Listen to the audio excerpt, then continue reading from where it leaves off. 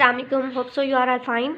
हम लोगों ने लास्ट वीडियो में पेरिफेरल जॉइंट मोबिलाइजेशन मैनिपुलेशन वाला चैप्टर स्टार्ट किया था थेरा का, ठीक है। आज उसका नेक्स्ट टॉपिक जो है वो स्टार्ट करने लगे हैं। इसके ये बेसिक टर्म्स मैंने अपनी लास्ट वीडियो में बता दी थी, ठीक है। आज की वीडियो में जो हम लोग पढ़ेंगे इसमें नेक्स्ट चैप्टर है basic concept of joint motion, यानी कि आर्थ्रोकाइनेमेटिक्स क्या होते हैं, बेसिक कॉन्सेप्ट, ये चीज़ें हम लोग पढ़ेंगे। इसमें एक टॉपिक ये थोड़ा सा पैराग्राफ है जॉइंट की शेप्स का, ठीक है। जॉइंट की शेप्स जो है ना, मैंने अलग से ये हम लोगों ने जीए में भी पढ़ी थी, जनरल एनाटमी में, कि जॉइंट्स कितने टाइप्स के होते हैं, कौन कौन सी टाइप्स होती हैं। मैंने डिटेल में वीडियो बना रखी है, तो यहाँ पे मैं ज़्यादा डिस्कस नहीं करूँगी, आप लोगों को पता ही होगा ये चीज़ें। यहाँ पे जो हम डिटेल में पढ़ेंगे वो है टाइप्स ऑफ मोशन, ठीक है। जॉइंट्स की मोशन की टाइप्स कितनी होती हैं और फिर विद इन द जॉइंट्स कौन सी मूवमेंट्स हो रही हैं, ठीक है। Let's start. यहाँ पर जो है ना, देखिए आप आर्थ्रोकाइनेमेटिक्स की सबसे पहले डेफिनेशन, ठीक है, मैंने लास्ट वीडियो में बताई थी ऑस्टोकाइनेमेटिक्स और आर्थ्रोकाइनेमेटिक्स का डिफरेंस, ठीक है। Motion of bone surfaces with in the joint, ये जॉइंट सर्फेसिस की जो मूवमेंट्स होती है ना, उनको हम कहते हैं कि ये हमारे पास आर्थ्रोकाइनेमेटिक्स होती हैं।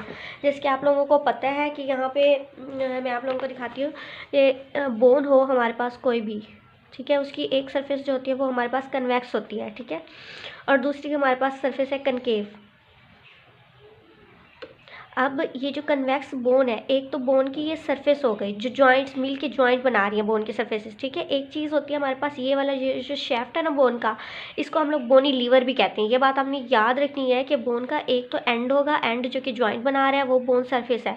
अब ये जो एंड्स मिलकर with in the joint movement करवाते हैं उसको हम आर्थ्रोकाइनेमेटिक्स कह रहे हैं। और उसके अलावा ये जो बोन का ये शेफ्ट वाला पार्ट है, जब ये मूव करते हैं, हम कोई भी मूवमेंट बॉडी के किसी भी पार्ट में मूवमेंट करें तो हमारी ये बोन मूव करेगी, ठीक है। मूव करेगी डाउनवर्ड अपवर्ड, जिस डायरेक्शन में भी फ्लेक्शन एक्सटेंशन जो भी करेंगे। तो इसके साथ जब बोन मूव करती है तो बोन के साथ ये बोन का जो एंड है ना, जो जॉइंट बना रहा है, ये भी मूव करता है, ठीक है। दोनों मूवमेंट्स को हम अलग से डिस्कस करेंगे।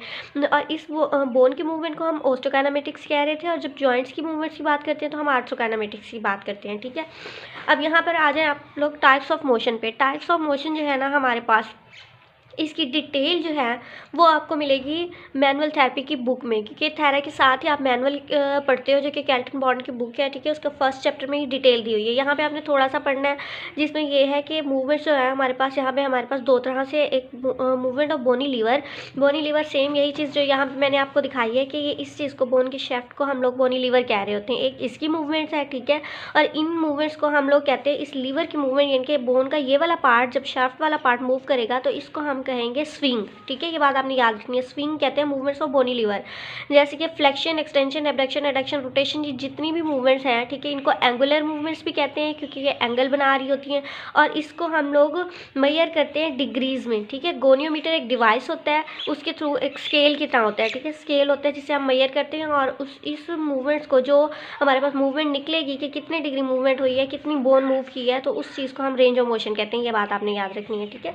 अब नेक्स्ट चीज़ जो है हमारे पास, ये बोन लीवर की मूवमेंट हो गई, ठीक है।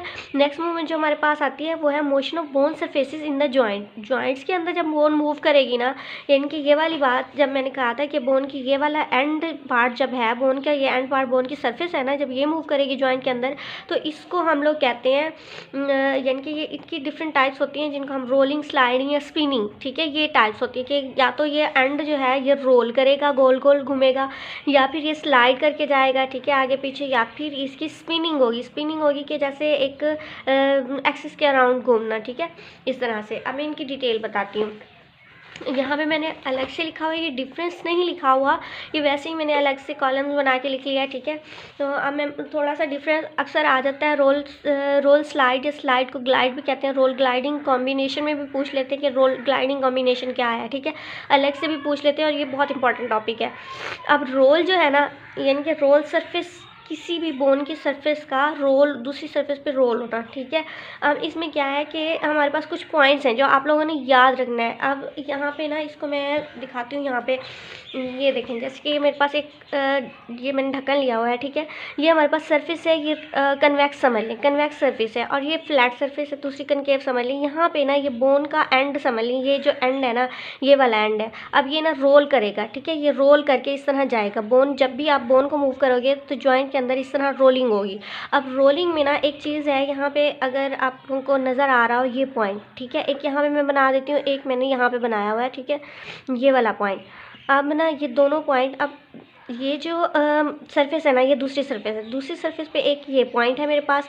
इस पॉइंट पे जब ये रोल करेगी बोन, तो जब दूसरा इसका ये सेकंड पॉइंट है, तो वो दूसरी बोन के भी सेकंड पॉइंट न्यू पॉइंट पे आएगा। ये बात आपने याद रखनी है। ये इसका एक पॉइंट है, रोलिंग का एक रूल है कि एक सरफेस का न्यू पॉइंट, यानी कि ये वाला अगर न्यू पॉइंट है तो दूसरी सरफेस के न्यू पॉइंट से ही मीट अप करता है जब मूवमेंट होती है। ठीक है, एक पहला पॉइंट यही है इसका। और एक नहीं, ये सेकंड पॉइंट है। अब जो फर्स्ट पॉइंट था ना, इसमें सरफेसेस आर इनकॉन्ग्रेंट। इनकॉन्ग्रेंट का मतलब है सरफेसेस जो है बोन की सरफेस, वो कंपैटिबल नहीं है, वो एक दूसरे के अंदर आके फिक्स नहीं हो रही। बल्कि यहाँ पे जैसे मैंने दिखाया था, एक सरफेस मेरे पास फ्लैट थी और दूसरी मेरे पास जो है ना ये कन्वेक्स थी। तो इस तरह दोनों सरफेस, एक फ्लैट होगी उसके ऊपर एक दूसरी सरफेस रोल कर रही है, तो दोनों सरफेस एक जैसी नहीं है, फिट नहीं हो रही, इनकॉन्ग्रेंट है, कॉन्ग्रेंट नहीं है। ये बात याद रखनी है आपने रोलिंग के लिए। जब भी बोन की सरफेस रोल करेगी तो उसमें क्या होगा कि इनकॉन्ग्रेंट बोन होगी। ये पहला पॉइंट हमारा डन हुआ। ठीक है, दूसरा पॉइंट मैंने आप लोगों को बता दिया था, new point on one surface meet new point on another surface opposite surface. ठीक है, ये सेकेंड पॉइंट भी हो गया। Rolling results in angular motion of bone. अब ये बात मैंने कही थी कि रोलिंग जब ये रोल करेगा, ठीक है, एक ये एंड है, ये एंड यहाँ पे रोल करेगा। ठीक है, यहाँ पे रोल करके इस तरह जब जाएगा तो जाहिर बात है ये जो बोन है ना ये भी मूव करेगी। ठीक है, बोनी लीवर जो है वो भी मूव करेगा। तो रोलिंग की वजह से एंगुलर मोशन भी होती है, स्विंग भी होता है। ठीक है, इस एंगुलर मोशन को हम स्विंग कह रहे थे, स्विंग भी होता है। उसके बाद rolling is always in same direction as swinging bone motion. जिस डायरेक्शन में ये स्विंगिंग बोन मूव कर रही है उसी डायरेक्शन में रोलिंग होगी। फॉर एग्जांपल यहाँ पे मैं ये बनाती हूँ कन्वेक्स। ठीक है, और ये मेरे पास है कनकेव सरफेस। अब ये जो बोन है ना, ये मैंने डॉटेड से शो कर रही हूँ कि मैं इस तरफ लेके आ रही हूँ इस बोन को। ठीक है, इस डायरेक्शन में लेके आ रही हूँ। अब अगर ये बोन इस डायरेक्शन में जा रही है कन्वेक्स पार्ट, तो जो रोलिंग है ना, रोलिंग भी सेम इसी डायरेक्शन में होगी। ये बात आपने याद रखनी है कि बोन का ये जो एंड है ना वो भी सेम उसी डायरेक्शन में जाएगा जिस डायरेक्शन में बोन मूव कर रही है। ठीक है, ये बात आपने याद रखनी है। ये रोलिंग के लिए, स्लाइडिंग में इससे डिफरेंट चीज़ है। अब एक और पॉइंट है, ये पॉइंट याद रखना कि pure rolling does not occur, ठीक है, अलोन। हमारे जितने भी जॉइंट्स हैं, फंक्शनल जॉइंट जहाँ पे मूवमेंट्स होती हैं, वहाँ पे रोलिंग किसी भी जॉइंट में अकेली नहीं होती। हमेशा रोलिंग के साथ रोलिंग कॉम्बिनेशन होती है स्लाइडिंग और स्पिनिंग के साथ। ठीक है, कॉम्बिनेशन में होती है, इसकी स्पिनिंग भी हो रही होती है जॉइंट में, स्लाइडिंग भी हो रही होती है। मैं नेक्स्ट बताती हूँ स्लाइडिंग क्या है। ये आपने 5 पॉइंट है याद रखनी है। फर्स्ट पॉइंट क्या कौन सा था, सरफेसेस है ना वो इनकॉन्ग्रेंट है, कॉन्ग्रेंट नहीं है, एक जैसी नहीं है। एक सरफेस का न्यू पॉइंट दूसरी सरफेस के न्यू पॉइंट से मीटअप करता है। ठीक है, रोलिंग जो होती है ना, रिजल्ट रोलिंग जब भी होगी तो उसके साथ स्विंगिंग भी होगी, बोन भी मूव करेगी। ठीक है, और उसके अलावा रोलिंग सेम डायरेक्शन में होती है, जिस डायरेक्शन में बोन स्विंग कर रही है, बोन मूव कर रही है, उसी डायरेक्शन में रोलिंग हो रही है। और प्योर रोलिंग जो है वो अकेली नहीं होती। ये पॉइंट्स इसके आपने याद रखने हैं। उसके बाद हम देखते हैं स्लाइड्स या ट्रांसलेशन। स्लाइड को ट्रांसलेशन भी कहते हैं, ठीक है, या ग्लाइड भी कहते हैं समटाइम। तो अब इसका पहला पॉइंट ये है, surfaces must be congruent. Surfaces congruent हो, चाहे वो कर्व्ड हो चाहे फ्लैट हो। फॉर एग्जांपल यहाँ पे ये फ्लैट थी, ये सरफेस फ्लैट है, तो इसकी मैं ये वाली डायरेक्शन मूव करूँगी इस तरह से। ये फ्लैट नीचे वाली तो बिल्कुल फ्लैट है ना, ये इस तरह से। ठीक है, तो बोन्स भी बिल्कुल ऐसे ही होंगी कि दोनों सरफेसेस, एक सरफेस ये है, ठीक है, और दूसरी सरफेस ये है, दोनों बोन्स फ्लैट सरफेस एक जैसी सरफेस होंगी। जो सरफेसेस है ना वो कॉन्ग्रेंट होंगी, जब एक दूसरे के फिट आ रही हैं, एक जैसी हो रही हैं। अब अगर वो कर्व्ड है तो दूसरी भी कर्व्ड होगी। ठीक है, अगर ये इस तरह से आ रही है तो दूसरी इसके ऊपर बोन मूव करके ये इसी तरह से ही आएगी। ठीक है, तो ये वाली जो डायरेक्शन है ना ये कॉन्ग्रेंट है। ठीक है, एक दूसरे के अंदर फिट आ रही हैं। तो यहाँ पे हमारे पास ग्लाइड होगा, स्लाइड होगा। ठीक है, स्लाइड यहाँ पे करेंगे। पहला पॉइंट हो गया डन के सरफेसेस क्या है हमारे पास होनी चाहिए कॉन्ग्रेंट। ठीक है, दूसरा हम पॉइंट वाली बात करते हैं जो इस पे की थी कि point same point on one surface come into contact with new point on opposing surface. अब यहाँ पे इस चीज़ को अगर हम मूव करें, ठीक है, इस पर मैं एक ग्रीन मार्क लगा लेती हूँ यहाँ पे। ठीक है, सेंटर में। और यहाँ पे ये सरफेस है, इस सरफेस पे अगर इसको मूव करूँ तो यही ग्रीन पॉइंट या यहाँ पे मैं मार्क कर लेती हूँ। ठीक है, तो ये पॉइंट पहले यहाँ पे आएगा, फिर मूव करके यहाँ पे आएगा, फिर मूव करके यहाँ पे आएगा।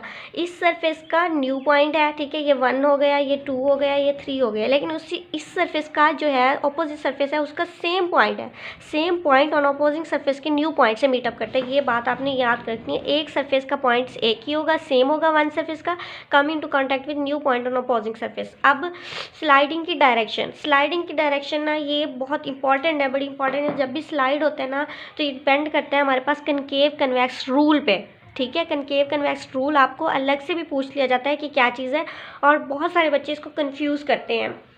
इसको आपने कंफ्यूज नहीं करना।